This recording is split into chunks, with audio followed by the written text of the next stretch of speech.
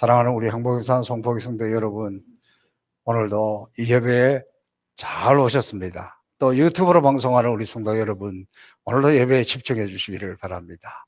또 이 예배를 통해서 하나님이 주시는 우리에게 은혜와 또 큰 믿음을 가지고 이 험한 세상 또 이 한 주간을 믿음으로 승리할 수 있기를 주님의 이름으로 축복합니다.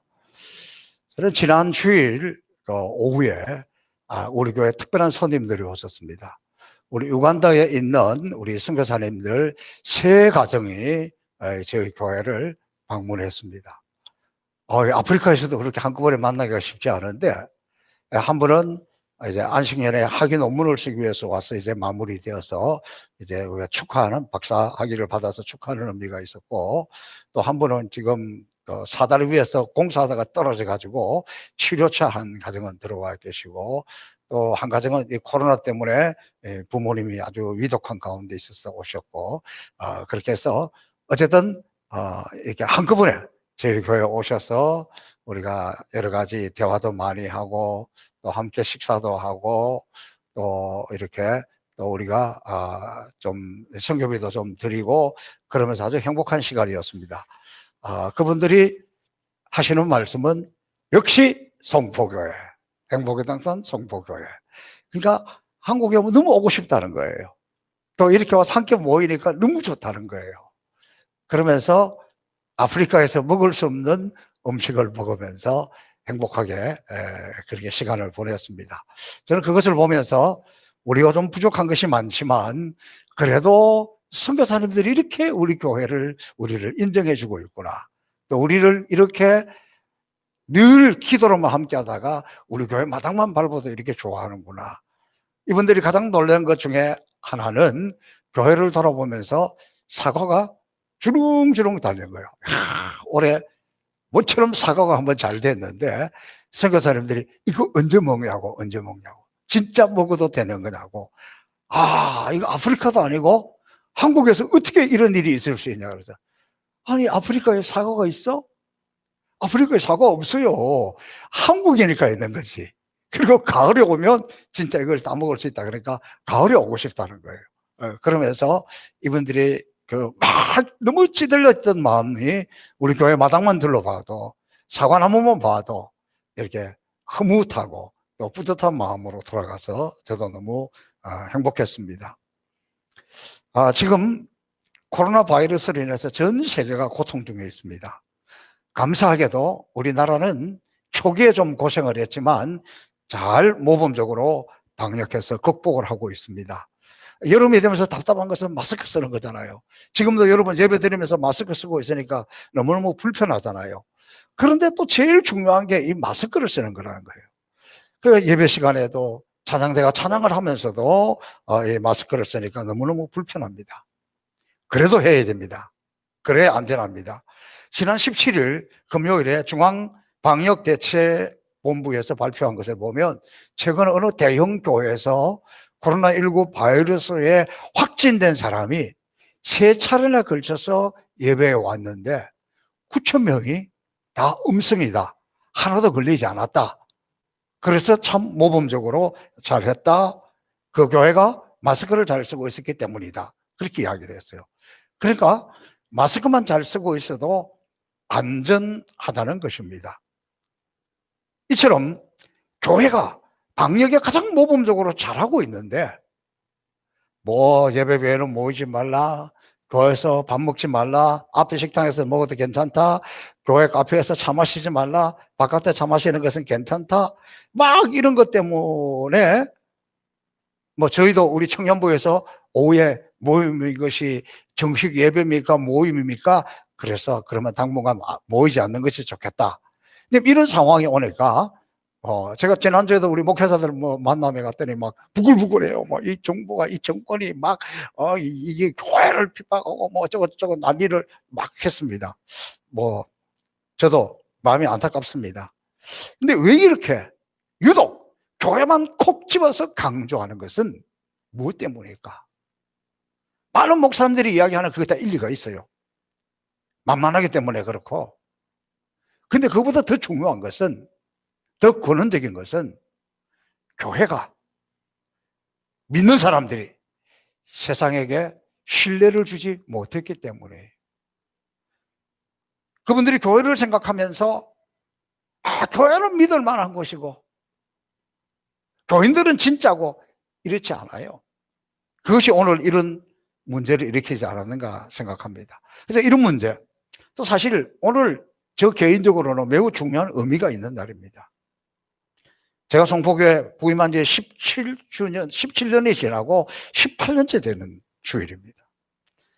해마다 우리 이천덕 원로 장로님 가정에서 점심 식사를 잔치로 베풀어 주셨는데 이번에는 우리 김수현 장로님께서 또 이렇게 떡을 공개해 주셔서 너무 감사합니다. 17년이 지나갔고 18년 차를 맞이하면서 제가 많은 것들을 생각을 합니다. 내가 제대로 목회를 했는가, 하고 있는가, 내가 진정으로 우리 성도들에게는 신뢰를 받고 있는가, 또 앞으로 이 코로나 시대에 어떤 목회를 해야 되는가, 여러 가지 많은 생각을 하는 중에 제 나름대로 가장 근원적이고 가장 중요한 것은 내가 하나님을 정말 제대로 믿고 있는가? 아니, 담임 목사가 하나님을 제대로 믿고 있는가? 그게 무슨 말이에요? 그럴는지 모릅니다. 그러나 솔직히 제가 매일매일 순간순간 내 속에 하나님이 살아계시는가? 내가 정말 그 하나님과 동행하고 있는가?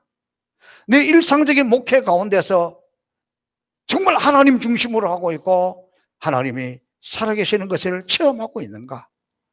내가 전파하는 말씀, 이 예배 가운데 정말 하나님의 임재가 느껴지고 여기서 하나님의 음성이 들려지고 여기서 정말 살아계신 하나님을 우리 모두가 느끼고 돌아가는가?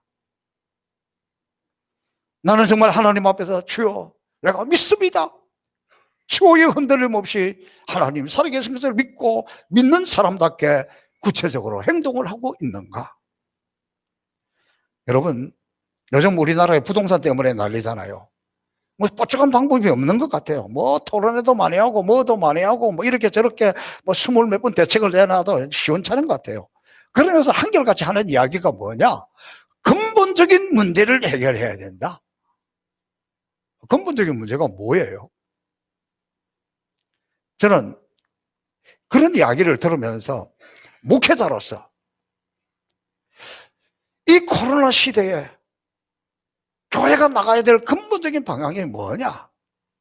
앞으로 어떻게 사역을 하고 어떻게 비전을 제시하고 코로나 시대에 성경을 어떤 방향으로 하고 또 어떻게 설정을 해야 되고 이런 것보다 더 근원적이고 근본적인 것이 중요하다는 거예요.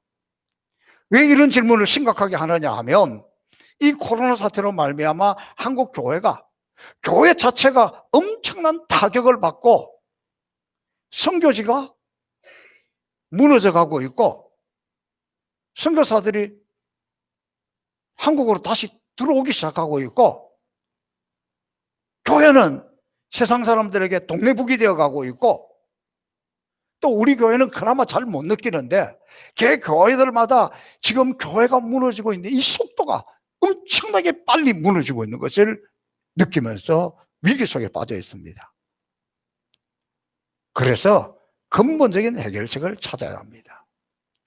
요한복음 6장 28절과 29절에서 제자들에게 예수님에게 이렇게 질문을 합니다. 주님, 우리가 어떻게 하여야 하나님의 일을 하오리까? 우리 복잡합니다. 근본적인 게 뭔지 모르겠습니다. 하나님의 일이 진짜 뭡니까? 어떻게 하는 것이 하나님의 일입니까? 이 질문에 대해서 예수님은 이렇게 대답을 합니다. 아버지께서 보내신 자를 믿는 것이 하나님의 일이니라. 그러니까 진짜 하나님의 일이 뭐냐? 뭘 하는 것이 아니라 예수 잘 믿는 것이 근본적인 하나님의 일이라는 거예요. 그러므로 지금 우리가 회복되어야 될 가장 중요한 것은 예수님을 제대로 믿는 믿음을 회복하는 거예요. 목회자인 저도 마찬가지입니다. 어떤 비전, 어떤 사역, 선교의 방향, 목회의 새로운 패러다임, 여기에 맞는 패러다임, 무슨 말인지도 모르겠는데 그거보다도 더 근원적인 것은 예수님을 잘 믿는 것이 우선이라는 거예요. 여러분 예수님 제대로 믿고 있습니까? 우리 스스로에게 내가 정말 믿는 사람답게 행동하고 있습니까? 나는 살아계신 하나님을 확실하게 믿기 때문에, 그 하나님이 내 속에 역사하기 때문에 그 하나님의 사람답게, 그 예수 믿는 사람답게 그렇게 살아가고 있느냐. 이게 우리가 근본적으로 던져야 할 가장 중요한 질문입니다. 오늘 본문 마가복음 9장은 믿음과 현실의 삶에 어떻게 되는가를 보여주고 있습니다. 예수님께서 변화산이라는 곳에 올라가서 깊은 기도를 하기 위해서 예수님의 가장 측근에 있는 베드로, 야고보, 요한 세 제자를 데리고 올라갑니다. 그리고 9명의 제자들에게 너희는 여기 아래에 남아서 기도하라, 이렇게 이야기를 하고 올라갑니다. 저는 오늘 이 본문 속에서 베드로, 야고보, 요한 이 세 제자가 너무 부럽습니다. 이들은 그야말로 예수님의 측근입니다. 어떤 상황, 어느 곳에 무엇을 할 때도 항상 예수님 곁에 있었고 예수님 따라갔던 사람들입니다. 그들이 예수님의 측근이었기 때문에 불편한 것을 감수했습니다. 다른 친구들은, 다른 제자들은 같은 제자라도 밑에서 이렇게 쉬고 있는데 이들은 더 산을 향해서 올라갑니다. 그곳에 가서 더 피땀 흘려 기도합니다.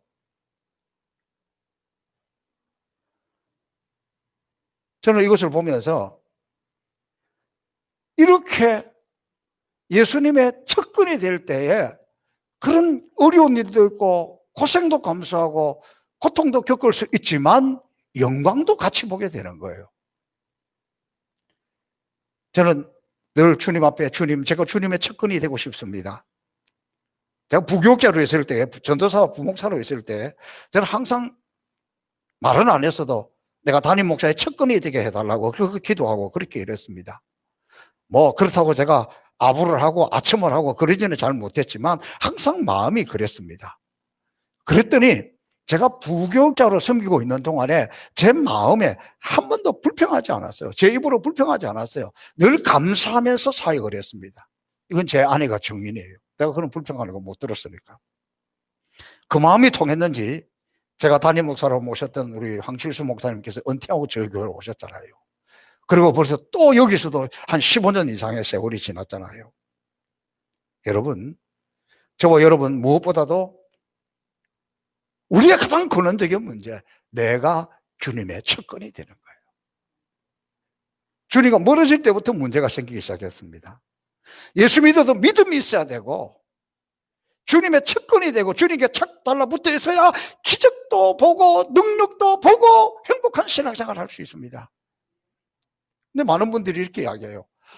뭐 난 나름대로 오래 예수 믿었고 뭐 그냥 열심히 교회도 다니고 그러는데 주님은 나에게 은혜도 안 주시고 능력도 안 주시고 기적도 안 주시고 늘 나는 뭐 주님하고는 늘 가까이 여기나 너무나 먼 당신 같다, 이런 이야기를 해요. 측근이 된다는 것, 야고보 사도는 이렇게 하겠습니다. 하나님을 가까이 하라. 그리하면 그가 너를 가까이 하시리라. 달리 말하면 하나님을 멀찍이 따라가라. 그러면 하나님은 너를 멀리할 것이다. 하나님을 적당히 따라가다 그러면 그도 너를 적당히 할 것이다. 그런 이야기 아닙니까? 여러분, 정말 우리가 이 시대에 주님 보시기에 그래 너 진짜 믿음이야, 주의 음성을 항상 내가 들으니, 그때 그 찬송 가사 중에서 내가 주께 더 가까이 갈 때, 내가 십자가의 보혈 앞에 가까이 갈 때 주님의 음성이 들려지고 주님의 응답이 들려지고 측근이 되는 거예요. 마음은 측근이 되고 싶은데 믿음이 없어. 왔다 갔다는 하지만 마음은 측근이 되고 싶은데 그분하고 교제가 없어. 기도를 안 해. 여러분 정말 요즘 기도하십니까? 정말 제대로 기도하십니까? 기도하시면서 주님의 음성도 들려지고 주님의 영광도 보고 이게 기도구나, 내 기도가 살아있다, 내 기도가 살아있다, 이런 걸 지금 막 느낍니까? 이게 지금 우리 가운데 사라졌잖아요. 너희는 너희 하나님 여호와를 신뢰하라. 그리하면 견고히 서리라. 신앙생활을 하면서 가장 불행한 사람 중에 하나가 하나님도 멀찍이 바라보고 목회자하고도 적당히 멀찍이 떨어져 있고, 이런 사람은 측근도 못되거리고 늘 피의식 속에 살아가고 있는 거예요. 왜 하나님 나 안 봐주시나?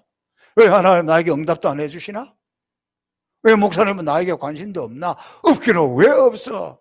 왜 하나님이 여러분의 관심이 없습니까? 우리의 머리털까지도 헤아리시고 눈동자같이 지켜보고 있는데 그럼 그 손바닥에 새기고 있는데 목사님이 왜 여러분의 관심이 없어요? 얼마나 기도하고 눈여겨보고 있고 함께 가고 있는데. 그러니까 지금 오늘 우리가 회복해야 될 것이 있다면 주님의 척근이 되어야 예수 믿는 것은 받은 증거 많도다, 그런 증거도 생기고 기적도 보게 되는 거예요. 오늘 이 척근이 된 세 사람 어떤 기적을 보았는지 성경은 설명하고 있잖아요. 9명의 제자들 밑에 있고 3명의 척근들이 딸 올라가서 그 산 꼭대기에 올라가서 같이 기도하다가 영광스러운 장면을 보게 되는 거예요. 기도하는데 보니까 주님이 계시고 모세가 그 옆에 있고 엘리야가 그 옆에 있고 막 기도하는 영광스러운 모습을 보게 되는 거예요.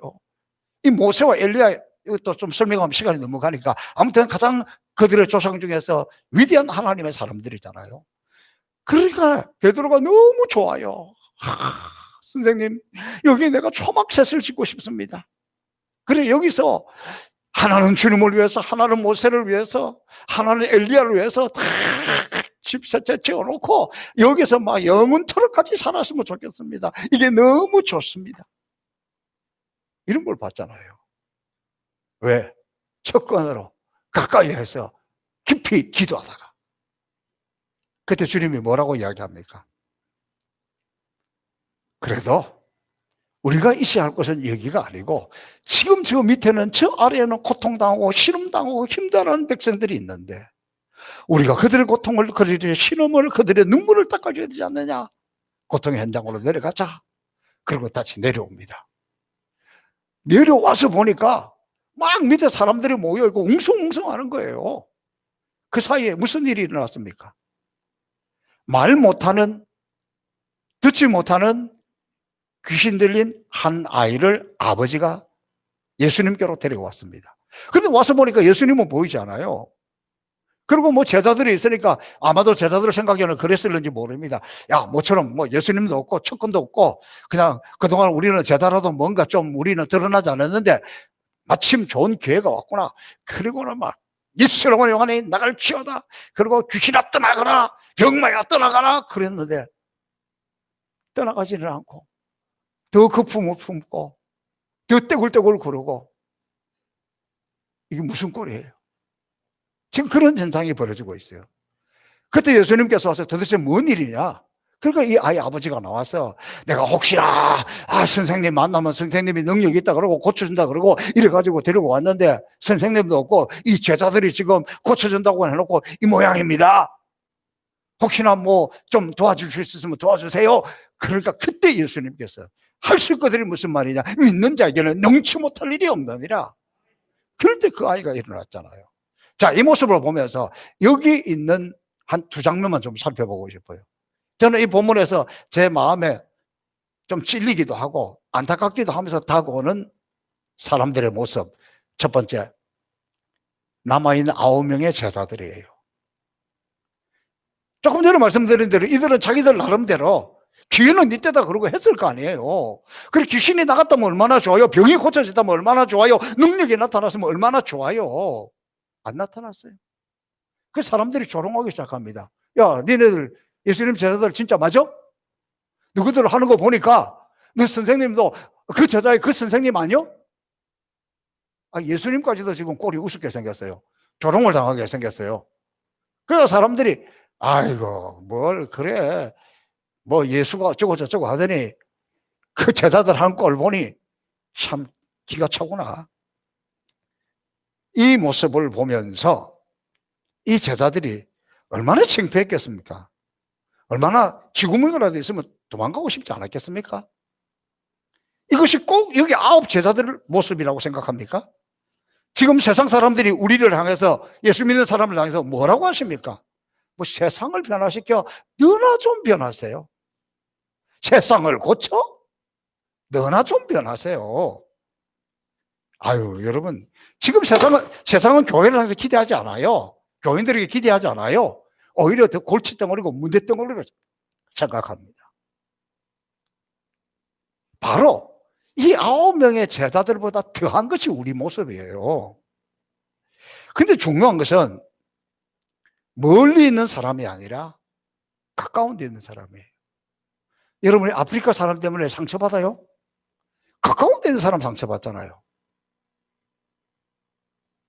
언제든지 가까운 데 있는 사람이 문제입니다. 아까도 말씀드렸습니다. 우리 사회가 부동산 문제로 들끓고 있어요. 지난 16일 날 대통령께서 국회에 나와서 부동산 문제 반드시 해결했다고 강력한 의지를 보이고 설명을 했습니다. 하필이면 그날 저녁에 100분 TV 방송 토론이 있었는데 대통령의 최측근에 있는 국회의원이 나와서 이번에 여러 가지 이런 것을 다 내놓고 해가지고 이번에는 반드시 잡을 것이다. 집값을 잡을 것이다. 그렇게 강력하게 이야기를 했어요. 끝났습니다.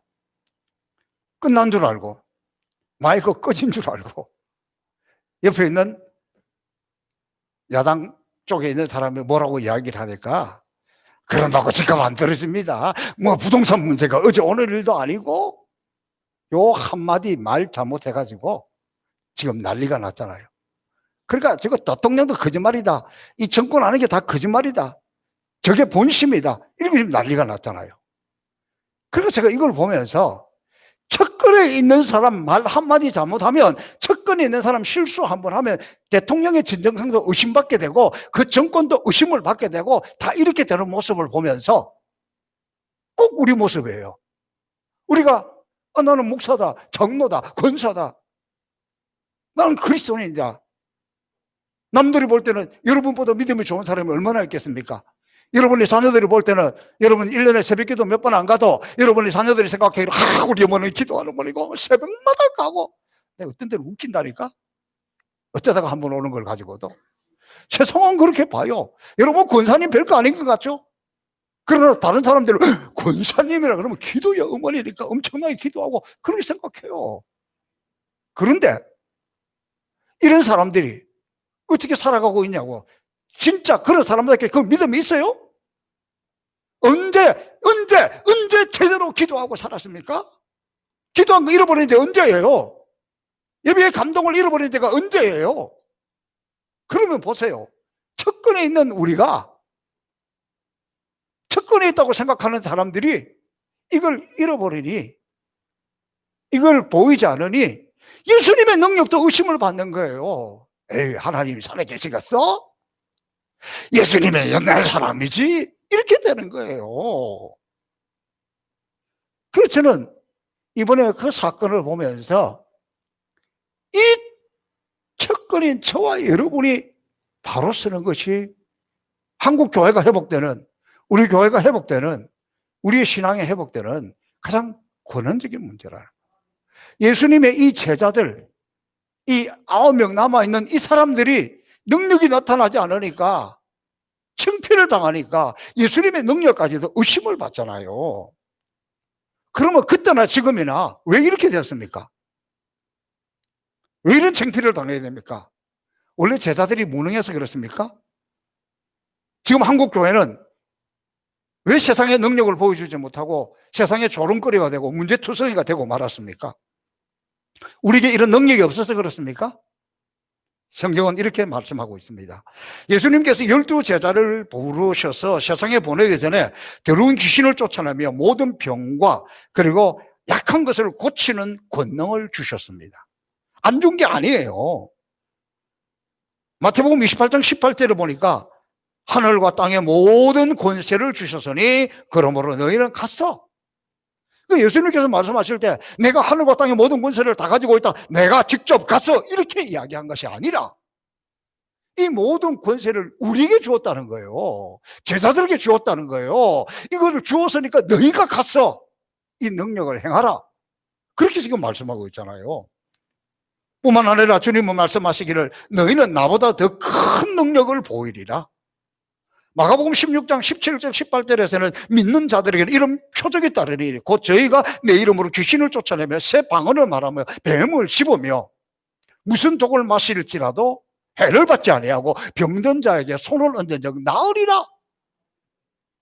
이것이 오늘 저와 여러분이 주신 권세입니다. 우리가 이런 능력을 가졌습니다. 또 실제로 마가복음 6장에 보니까 제자들이 나가서 회개하라 전파하고 많은 귀신을 쫓아내고 많은 병자들에게 기름을 발라서 고쳤다 기록하고 있어요. 누가복음 10장 17절에 보니까 제자들이 예수님에게 와서 보고하기를 주여 주의 이름으로 명령을 하니까 귀신들도 우리에게 순종합니다. 이런 능력을 행했다니까요. 이와 같이 예수님께서 제자들에게 귀신을 쫓아내는 은사를 주셨고 병 고치는 은사를 주셨고 또 이들에게는 이런 능력이 분명히 있습니다. 그런데 이들은 그 능력을 행하지 못하고 소리는 질렀는데 액션은 했는데 명령은 했는데 안 된 거예요. 나타나지 않은 거예요. 그래서 지금 창피합니다. 쥐구멍을 찾고 싶습니다. 부끄럽습니다. 어쩌면 오늘의 우리의 모습과 똑같습니다. 그래서 예수님에게 물어봅니다. 주님, 우리는 어떻게 해서 이런 능력이 나타나지 않습니까? 오늘 저와 여러분이 던지는 질문하고 똑같죠? 오늘 주님에게 여러분 지금 이 시간 스스로 한번 질문해 보세요. 주님, 왜 나에게는 이런 능력이 없습니까? 왜 나에게는 이런 능력이 나타나지 않습니까? 왜 나에게는 이런 응답이 없습니까? 이런 질문을 해보세요. 그때 주님께서 이렇게 응답하십니다. 기도 외에는 다른 어떤 종류로도 이런 일이 일어날 수 없다. 그러니까 정말 우리가 기도가 살아있느냐? 나도 한때 열심히 기도했는데 그럼 지금 어쩌라고? 나도 한때 밤을 새워서 기도했는데 그러면 지금은 어쩌라는 거예요? 지금 주님이 우리에게 말씀하시는 것은 지금 기도가 살아있지 않으면,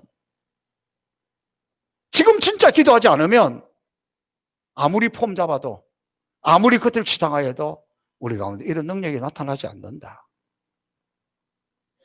더 중요한 마지막 한 사람, 그것은 아이를 고치러 온 아이의 아버지입니다. 예수님이 내려와가지고 도대체 왜 이렇게 소란하냐? 그럴 때 그 아이의 아버지가 뭐라고 이야기합니까? 아, 제 아이가요, 이 말 못하는 귀신이 들었는데 불에도 넘어지고 물에도 넘어지고 근데 막 갈수록 더 심해져가지고 어떻게 할 수가 없어가지고 예수님 소문을 듣고 왔는데 예수님은 없고 제자들이 고쳐준다고 했는데 고쳐주지도 못하고 이 모양이 되었습니다. 속으로 별로 기대하지 않습니다만은 그래도 뭐 좀 도와줄 일이 있으면 좀 도와주시죠. 제자들 보니까 희망이 없는 것 같은데 그래도 혹시나 해서 한번 물어보니까 좀 뭐 도와줄 수 있으면 도와주세요. 그때 예수님께서 뭐라고 이야기합니까? 할 수 있거든요. 무슨 말이냐? 믿는 자에게는 능치 못할 일이 없다. 그럼 보세요. 지금 이 아이 아버지는 지금 아이를 살리기 위해서 왔잖아요. 아이를 살려달라고 호소하고 있잖아요. 예수님께서 할 수 있거든요. 무슨 말이냐? 믿는 자에게 능치 못할 일이 없다. 그럴 때 그러면 이 아버지의 대답이 뭐라고 그랬어요? 주여 믿습니다. 맞습니다. 그러니까 내 아이 좀 고쳐주세요. 내 아이 좀 제발 좀 살려주세요. 그럴 것 같잖아요. 그런데 그렇게 이야기한 것이 아니에요. 주여 믿습니다. 근데 어떻게 믿는다고? 내가 믿습니다. 나의 믿음 없음을 도와주세요. 내가 믿습니다. 그러니까 지금까지는 무슨 생각을 했습니까? 아이 문제였고 고치고 안 고치고는 예수님이 문제였는데 이제 보니까 이 아이가 문제가 아니라 내가 믿음이 없었구나. 내 믿음의 문제구나. 그래서 예수님에게 말씀하시기를, 대답하기를 내가 믿습니다. 나의 믿음 없음을 도와주세요. 이게 오늘 우리의 권원적인 대답이라는 것입니다. 사랑하는 성도 여러분, 저는 제가 오늘 이 설교를 준비하게 된 것은 제가 행복에서 송포교회 와서 사역했던 지난 17년을 돌아보면서 지금 뭐 한국 교회의 문제가 뭐다? 성도들의 문제가 뭐다? 이게 교회 문제가 뭐다? 이게 아니라 하나님 앞에서 내가 믿습니다. 나의 믿음 없음을 도와주세요. 내가 잘 믿으면 양떼들이 의심 없이 따라올 것이고 내가 잘 믿어서 믿음의 역사가 나타나면 성도들도 잘 믿고 믿고 잘 따라오겠다는 것을 깨달았기 때문에 제가 이 말씀을 전합니다. 누가 문제가 아니라니까. 제 입장에서 제가 지금까지 여기서 목회했던 것, 앞으로 목회해야 될 것을 돌아보면서 가장 심각하게 느끼는 것은 뭐냐? 뭐가 코로나가 한국 교회가 왜 이게 한국 교회를 들먹이는지 몰라. 자기 교회나 잘하지. 이게 교회가 어쩌고 장로님들이 어쩌고 교인들이 어쩌고 한국 사회가 어쩌고 그게 아니라 내가 문제라는 거예요. 내가 믿습니다. 나의 믿음 없음을 도와주세요. 내가 잘 믿으면, 나에게 믿음의 역사가 나타나면 여러분 더 잘 믿을 거 아니에요? 저는 우리 성도들이 목사님 잘 믿거나 말거나 능력이 나타나거나 말거나 나는 내 길을 간다, 그런 못된 양들이라고 생각하지 않아요. 양이 부족해가지고 그런 것이 아니라 이끌어가는 사람에게 능력이 부족하고 예수님의 모습이 나타나지 않고 예수님의 능력이 나타나지 않고, 그러니까 여러분이 잠시 헷갈리는 것 뿐이지, 제가 하나님 앞에서 내가 바로 쓰면 내게 하나님의 능력이 나타나며 내게 믿음의 역사가 나타나면 저는 우리 성도들은 너무 잘 따라오고 더 행복하게 신앙생활할 줄로 믿습니다. 제가 왜 이렇게 고백을 하냐 그러면 이게 가장 근본적인 문제이기 때문에 그렇기도 하고, 여러분의 믿음이 문제입니다 이러면 기분 나쁘잖아. 그래서 제가 이렇게 이야기하니까 앉아서 그래 맞아, 다 목사님 문제지 우리가 뭔 문제가 있고 뭔 죄가 있어 이렇게 착각하면 이것도 또 문제야.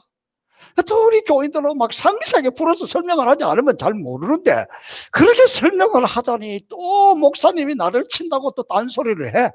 그래서 그냥 저를 이야기했는데, 여러분은 지금 아무 문제가 없습니까? 지금 믿음의 문제는 여기 있는 제자들 문제고 담임 목사 문제지 여러분하고 지금 상관없는 문제예요.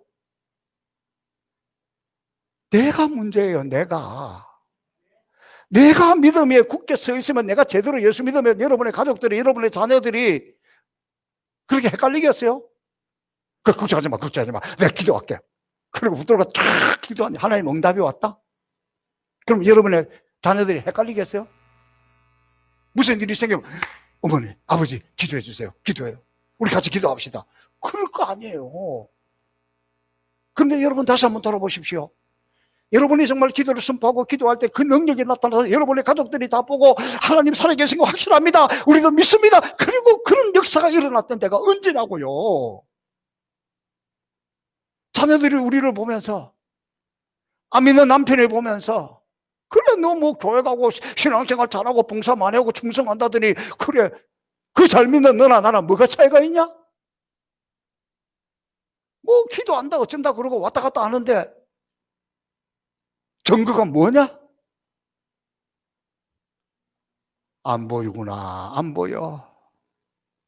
안 보이니까 제자들이 지금 조롱을 당하고 있잖아요. 안 보이니까 한국교회가 조롱을 당하고 있잖아요. 안 보고 있으니까 여러분 주변이 헷갈리잖아요. 저는 이곳에서 18년차 주일을 다시 시작하면서 내가 잘 믿으면, 내가 제대로 믿으면, 내가 제대로 기도해서 이 주님의 능력이 나타나기 시작하면 우리 양떼들이 헷갈리지 않을 텐데, 양들은 착한 양들이라서 잘 따라오게 될 텐데 내가 문제다. 주여 내가 믿습니다. 주여 내가 믿습니다. 내 믿음 없음을 도와주세요. 또 사랑하는 성도 여러분도 이놈의 세상이 문제가 아니고 이놈의 자식이 문제가 아니고 이놈의 교회가 문제가 아니고 내가 문제구나. 다시 한번 우리 모두가 주여 내가 믿습니다, 나의 믿음 없음을 도와주세요, 그렇게 믿음으로 나갈 때 믿음의 역사가 나타나고 믿음의 능력이 나타나고 우리를 통해서 주님 영광스럽게 되는 것뿐만 아니라 우리도 세상에서 존중받는 하나님의 사람이 될 줄로 믿습니다. 이 믿음의 역사가 나타나기를 주님의 이름으로 축복합니다.